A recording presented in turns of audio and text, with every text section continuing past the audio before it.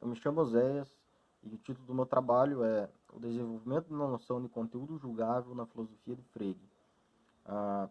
Apresentando, então, para eventualmente alguém que não conhece, o Frege foi um filósofo que viveu durante a segunda metade do século XIX e no começo do século XX.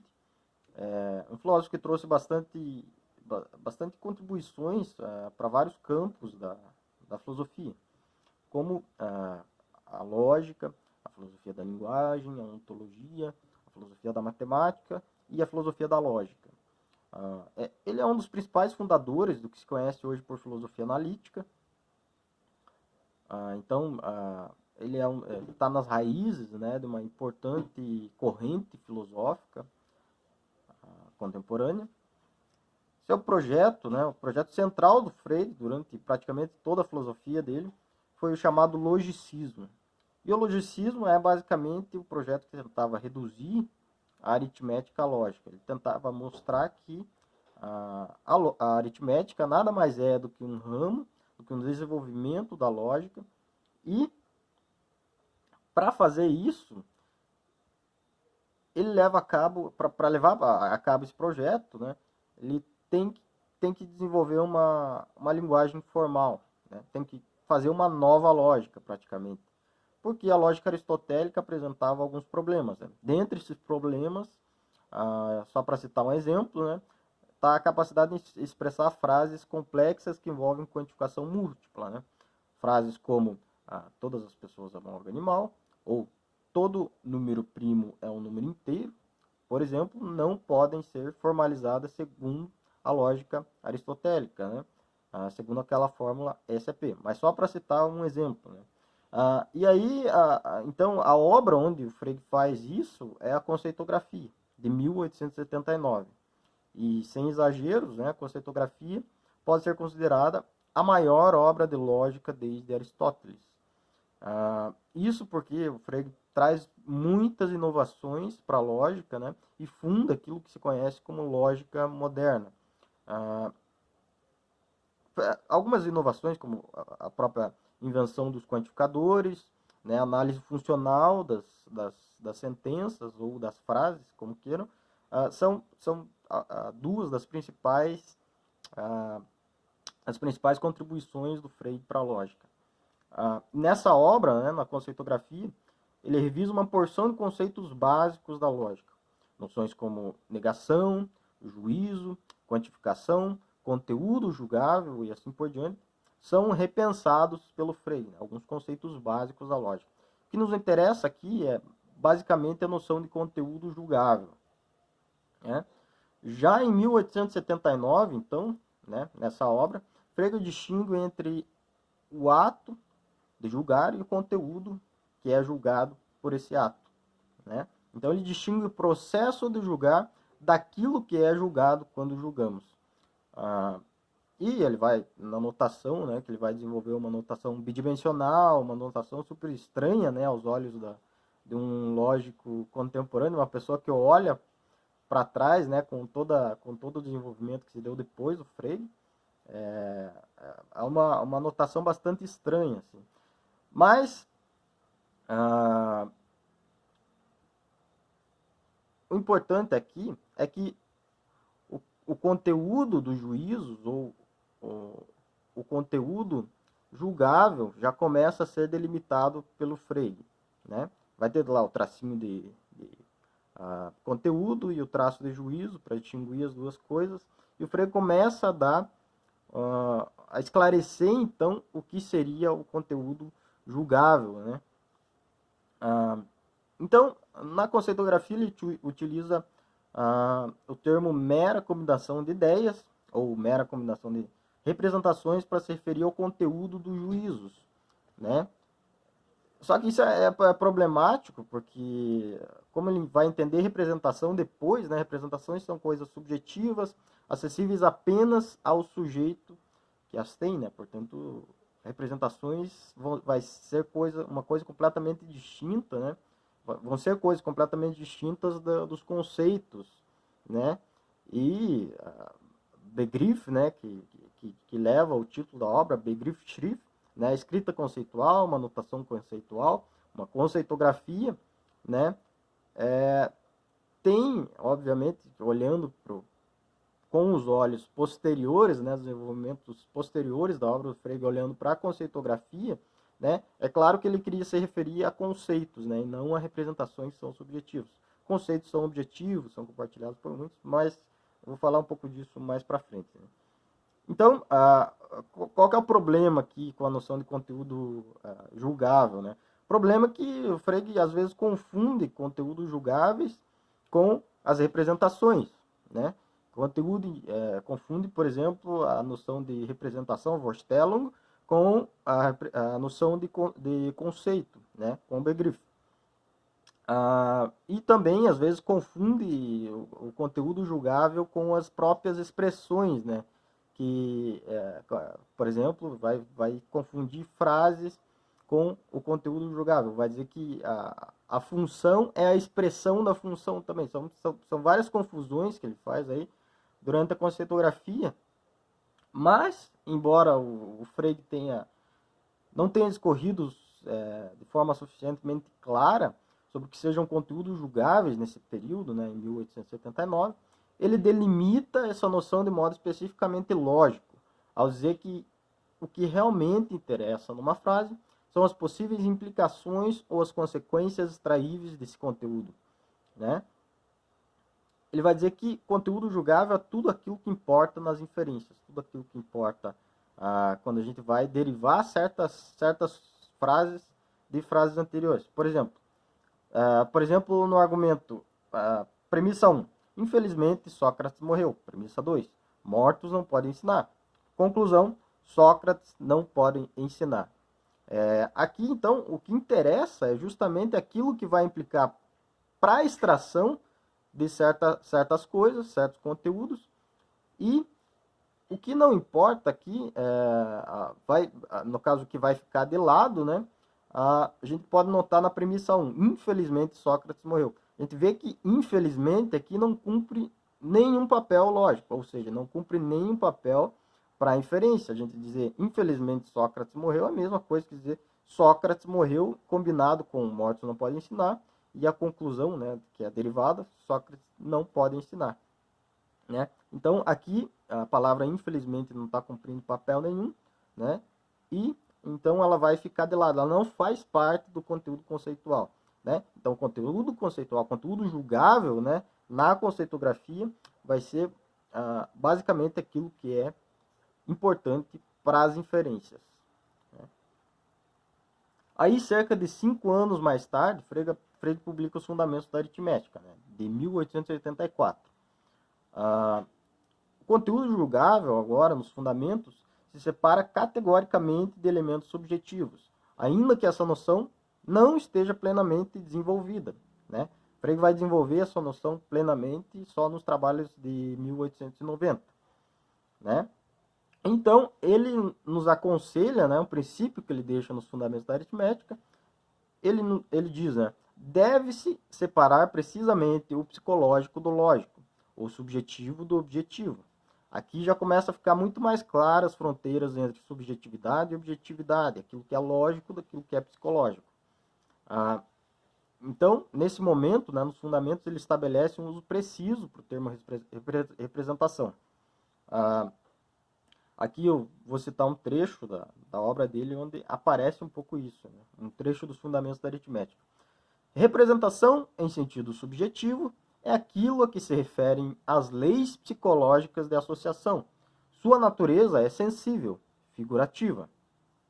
Representação, em sentido objetivo, pertence à lógica, sendo essencialmente não sensível, embora a palavra que significa uma representação objetiva frequentemente carregue consigo também uma subjetiva, que não é, contudo, seu significado. A representação subjetiva, na maioria dos casos, é nitidamente diferente em diferentes pessoas. A objetiva é a mesma para todas. As representações objetivas podem se classificar em objetos e conceitos. Para evitar confusão, empregarei representação apenas em sentido subjetivo. Aqui, então, há uma distinção clara entre aquilo que é o conteúdo dos juízos, né, que é o sentido, que vai ser aquilo que o Frege chama de objetivo, né? Aquilo que é objetivo nas frases, e aquilo que é representação, né? Aquilo que vai ser subjetivo, né? E que vai pertencer somente ao indivíduo, vai ser acessível somente ao indivíduo. Então ele separa essas coisas, né? Representações é aquilo que está na nossa mente quando a gente pensa, quando a gente representa certas imagens, quando a gente sonha, quando a gente, por exemplo, se depara com uma frase como a casa é amarela, né? A imagem de casa amarela que eu penso, que você pensa, ou que qualquer outra pessoa pensa, vai ser a representação da casa, né?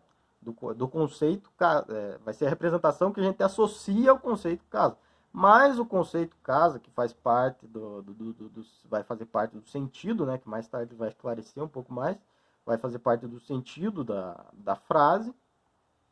O conceito casa é apreensível por todos, né? Por mim, por você, por qualquer outra pessoa que esteja habituado com a linguagem, né? Então, aqui ele distingue essas coisas subjetivas que se passam na nossa mente, né, quando a gente se depara com essas frases, por exemplo, ou frases desse tipo, e aquilo que é o objetivo, né, aquilo que realmente importa nas inferências, como ele falava na conceitografia, né, aquilo que é o conteúdo julgável. Além disso, né, aqui nessa citação, a gente nota que a expressão é uma coisa que já se distingue também, do conteúdo julgável, né? A expressão expressa, uma frase expressa um conteúdo julgável, né, mas a frase não é o conteúdo julgável, contrariamente às confusões que ocorria na conceitografia, né? Então, parece que começa a ficar um pouco mais claro, né? Ele diz que uma palavra significa algo, né? Significa uma coisa objetiva.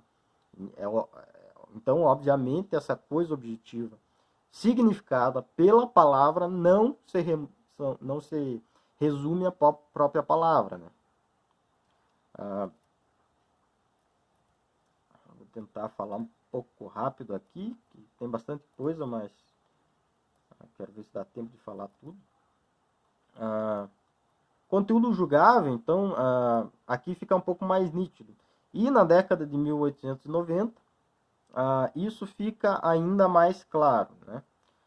Então, no início da década de 1890, Frege escreve um conjunto de 3 artigos: função e conceito, sobre sentido e referência e sobre conceito e objeto, né? Aí ele esclarece alguns dos principais elementos expostos, principalmente na conceitografia de 1879 e nos fundamentos da aritmética de 1884. Além disso, né, além de retomar esses conceitos, nesses textos ele também apresenta algumas das concepções mais maduras e basilares do seu pensamento. Aqui começam a aparecer coisas novas também, né? Além de retomar, ele apresenta várias coisas novas. Por exemplo, né, ele retoma a distinção entre função e argumento.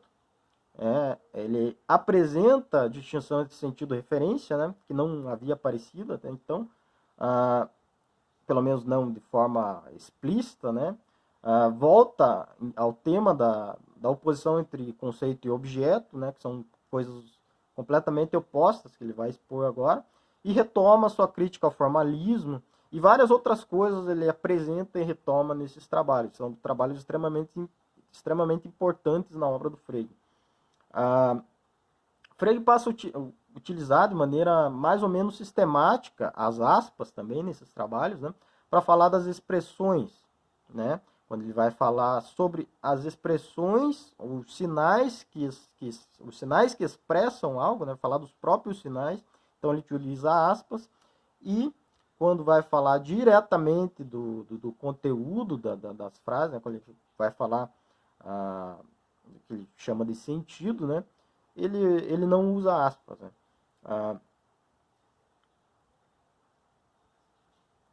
Então,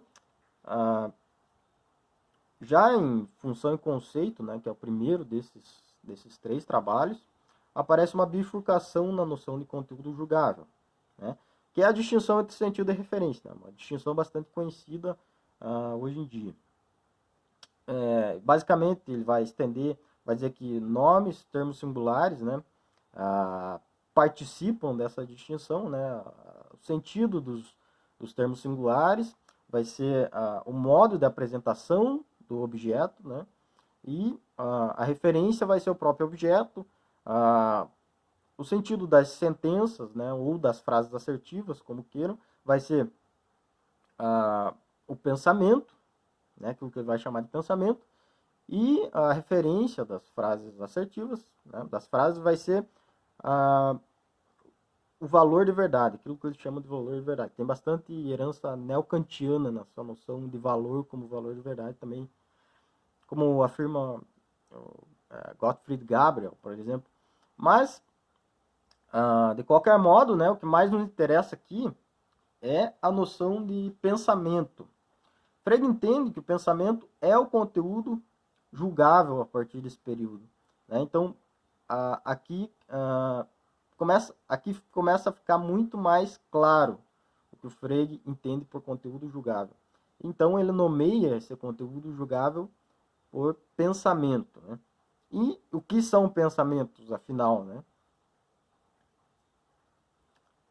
Aí ele tem um texto de 1918, intitulado O Pensamento, onde ele se pergunta que tipos de coisas são pensamentos. A princípio, né, parecem existir 2 possibilidades. Ou pensamentos são coisas exteriores, dados, são coisas externas a nós, né, não estão em nós, são coisas exteriores,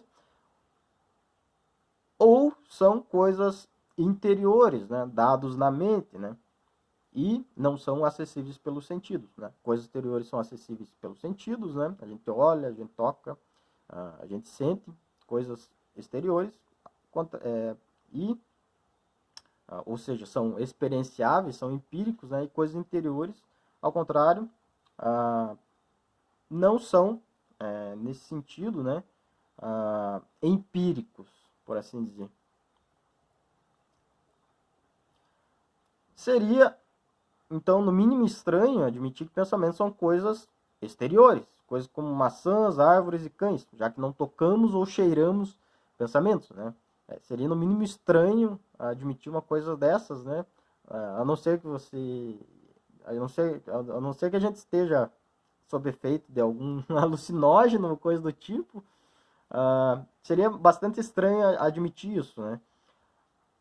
Dado que ser sensível é uma propriedade necessária, então, de algo pertencente ao mundo empírico, né?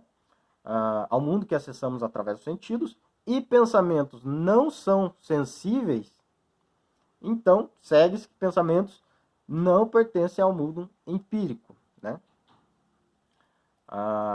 Por outro lado, né, podemos admitir que há um mundo mental, onde repousa tudo aquilo que Frege reunirá sob o termo representação. Né? Representações, por Frege, então, né, essas coisas que pertencem ao mundo mental, ao mundo interno, né, são coisas como sensações, sentimentos, criações da imaginação e assim por diante.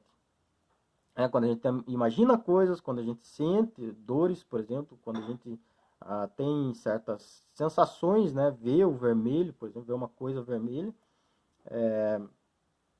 a gente então tem uma representação. E aí foi que você pergunta, bom, já que pensamentos não são coisas exteriores, pensamentos não são entidades, não são objetos, né, não são coisas propriamente ditas, então pensamentos podem ser representações, e para determinar se pensamentos são representações, então o Frege diz que a gente deve entender melhor o que são representações, né? Entender melhor quais são as características das representações para entender se pensamentos são essas coisas chamadas representações. E uma propriedade, então, uma das propriedades particulares que o Frege vai encontrar nas representações é que, para ele, né, em contraste com os objetos físicos, representações são possuídas, quer dizer, elas são conteúdos da consciência do ser que as possui, né? São assim suas posses, né? Quando eu tenho uma dor, eu possuo essa dor, né? Então, essa representação pertence à minha consciência, né? Então, essa representação é minha posse. Além disso, representações necessariamente precisam ter um portador. Do contrário, não existem. Elas não apenas são posses minhas, né? Quando se refere à minha consciência, né? Quando estou falando das minhas representações, né? Não apenas são as minhas posses, mas necessariamente são minhas posses. Elas precisam existir na minha consciência, né? Do contrário, elas não existem. O Frege fala isso de um modo mais esclarecedor, uma passagem aqui, uma passagem então do pensamento. Eu vou ler aqui essa passagem. Parece-nos absurdo que a dor, um estado da alma, um desejo, possam vagar por si só pelo mundo, sem portador. Uma sensação não é possível sem que exista quem a sinta. O mundo interior pressupõe alguém de quem é o mundo interior, né? Então, aqui fica bastante claro, né? As sensações não podem andar por si só pelo mundo, mas precisam de alguém de quem elas são sensações, né? Outra propriedade, né, além disso, que o Frege vai encontrar nas representações, é o fato de que elas tenham apenas um portador, né? Uma representação tem apenas um portador. Duas pessoas nunca podem ter a mesma representação, né? Por quê? Porque representações são privadas, né? Elas não são públicas. A minha dor só eu sinto, né? Outras pessoas não podem sentir a minha dor, né? Um exemplo imagine um médico que está diante de um paciente que diz que sente uma dor muito forte, né? E o médico se compadece, né? Ele sente compaixão daquela pessoa, mas o médico não pode sentir a dor daquela pessoa, e nem aquela pessoa pode sentir a dor do médico. Por quê? Porque essas coisas não são compartilháveis, não são públicas, né? São privadas, né? Só a pessoa que as sente, só a pessoa que as tem e não pode compartilhar com outrem. Então, como eu já mencionei, a hipótese de pensamento serem algo externo foi eliminada de início, né? Porque eles não são visíveis ou palpáveis, né? Os pensamentos não são visíveis ou palpáveis, mas, ao que parece, a hipótese de pensamentos se reduzirem a representações também não é plausível. Por quê? Porque para ser identificados com representações, pensamentos teriam de ser privados, né? Ou seja, acessíveis apenas à mente daquele que as possui, né? Daquele que os possui. No caso, os pensamentos, eles precisariam ser privados para serem representações, mas eles não são privados, né? Além disso, para ser identificados com representações, pensamentos dependem de um portador para existir. Deveriam depender de um portador para existir, caso eles fossem representações, né? Então, eles teriam que ter essa propriedade também, né? A dependência de um portador. Mas pensamentos não são privados, né? Não são acessíveis, pois eles são acessíveis a muitos, né? O pensamento, por exemplo, de que a Terra tem um único satélite natural, né? Não é uma coisa que é acessível somente a mim, mas qualquer pessoa que compartilhe da mesma linguagem vai entender essa frase e vai captar esse pensamento, por assim dizer, vai entender o que essa frase está expressando. E, além disso, né, os pensamentos não dependem de um portador para existir. Né? Não depende do fato de que eu capte esse pensamento, de que eu entenda essa frase, para que esse pensamento exista. Ao contrário das representações, né? Portanto, pensamentos não são representações, já que não compartilham essas propriedades, essas propriedades necessárias das representações, né? Elas não são posses, né? os pensamentos não são posses e não são privados ao indivíduo. Se pensamentos, então, não pertencem ao mundo, nem ao mundo exterior, nem ao mundo interior, a que mundo esses pensamentos pertencem, então? Frege conclui, né, aqui uma citação do Frege: é preciso admitir um terceiro domínio. O que este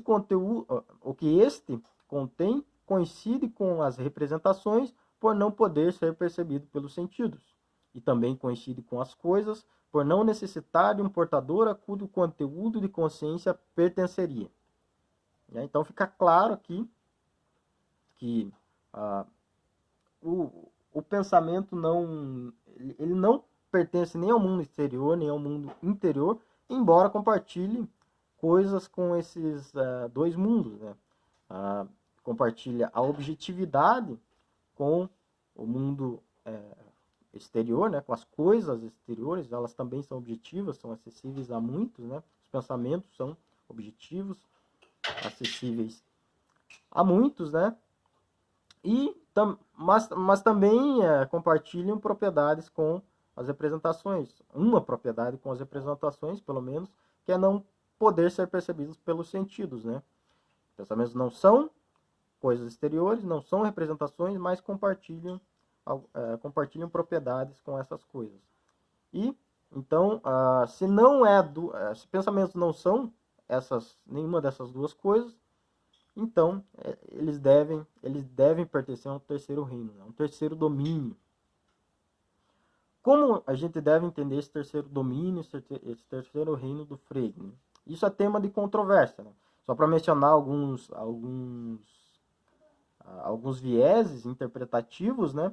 A gente pode interpretar esse terceiro reino freguiano de um modo literal, né? Por exemplo, a interpretação do Tyler Bird e do Michael Dummett. Pensamentos para eles seriam essas coisas que estão num terceiro reino que não é sensível e não é representacional, né? Não é interno nem externo. E o Frege também, não vai dar tempo de falar disso, mas os pensamentos para o Frege são eternos, imutáveis, né? Independente do espaço, do tempo, estão fora do espaço, do tempo, né? E assim por diante. Pro Dummett, pro Bird, por exemplo, então essa interpretação literal de que há um terceiro reino deve ser levada em conta, né? Pro Thomas Ricketts e o Scott Rouse, por exemplo, já não é assim, eles vão ter uma interpretação metafórica desse terceiro reino freguiano, né? Eles vão dizer que o Frege não fala sério quando diz que há um terceiro domínio, quando há um terceiro reino, onde habitam os pensamentos. O Frege também vai dizer que habitam os números, os conceitos, as funções, os valores, os percursos de valores e assim por diante, né? Esse terceiro domínio, então, seria apenas um modo de falar do Frege, né? Que não seria literal. Mas só para apresentar dois vieses, né? Por fim, né?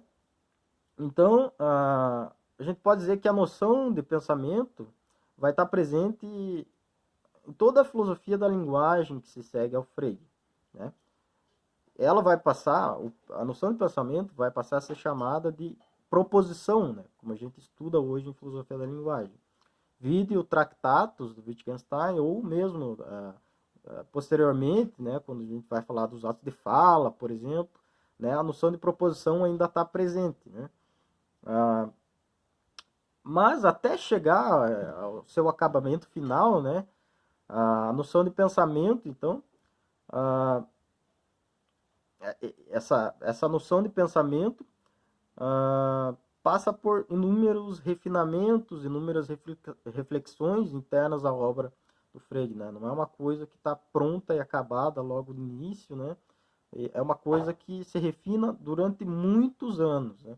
E eu espero ter mostrado alguns desses aspectos, né? Notadamente as distinções entre expressão, conteúdo julgável e representação, né? Essas distinções são extremamente importantes, e eu espero ter mostrado alguma delas.